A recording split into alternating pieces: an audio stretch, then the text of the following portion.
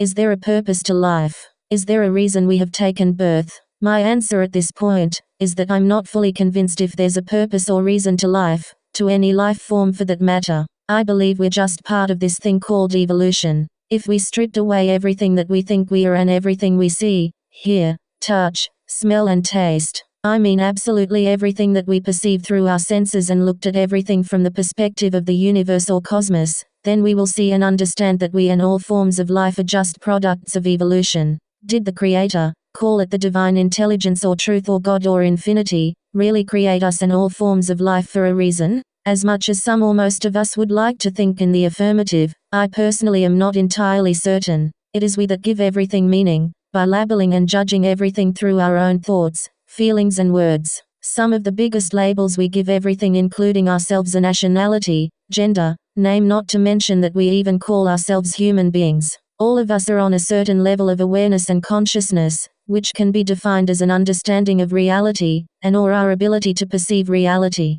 Our perception of reality is based on the environment we're born and raised in, and this has been programmed into us by parents, siblings, teachers, friends, people, media, language, words and more. Once we begin to experience the so-called independence and freedom in a small way, we start to even program ourselves. Almost all of this programming is the result of our own choice, and the reason I say almost all and not all, is that some of the levels of consciousness are so low that we don't even believe in this thing called choice, and constantly blame circumstances or people for all that we are. Heightening or elevating or raising consciousness is enhancing our perceptions through direct experience, self-inquiry and exploration, starting from a point of ignorant intelligence, detachment, radical open-mindedness, humility and infinite flexibility. And it is not based on beliefs and conditioning. It is beyond the concepts of birth and death, and also beyond the experiencing of life itself. The reason the world talks about purpose is only because it can make our lives more interesting and more experiential.